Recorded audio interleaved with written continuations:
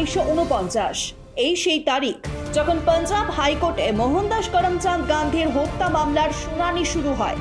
50 দিন স্থায়ী বিচারের পর 21 জুন 1949-এ অভিযুক্তদের সাজা দেওয়া হয়।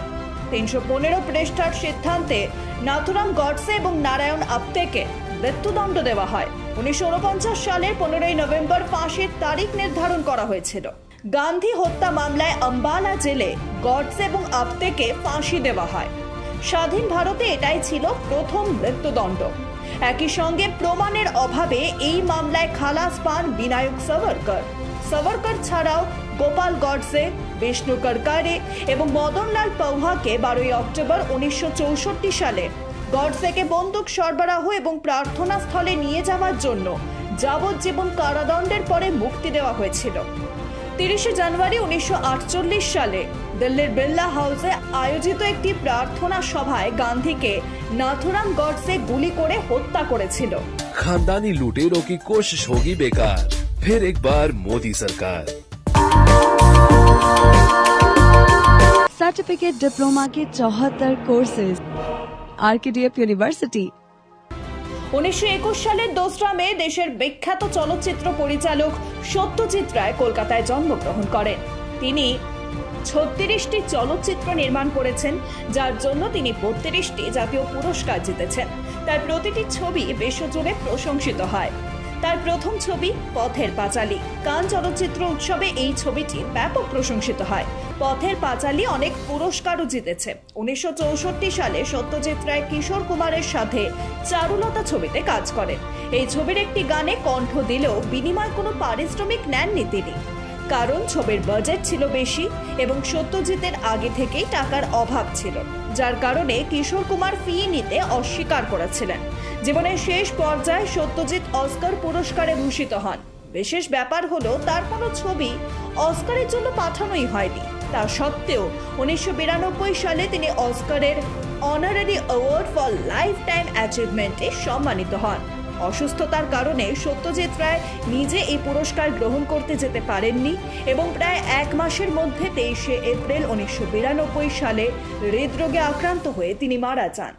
বিষ্ণুকান্ত শাস্ত্রী 2 মে 1929 সালে কলকাতায় জন্মগ্রহণ করেন।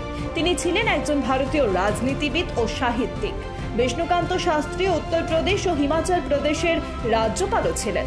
বিষ্ণুকান্ত শাস্ত্রী সারা বিশ্বে হিন্দি ভাষার শ্রেষ্ঠ পণ্ডিত হিসেবে পরিচিত ছিলেন। কবিতা, পাঠ, ভ্রমণ, শিক্ষা, সাহিত্য এবং দর্শনের মতো ক্ষেত্রে তার বিশেষ আগ্রহ ছিল।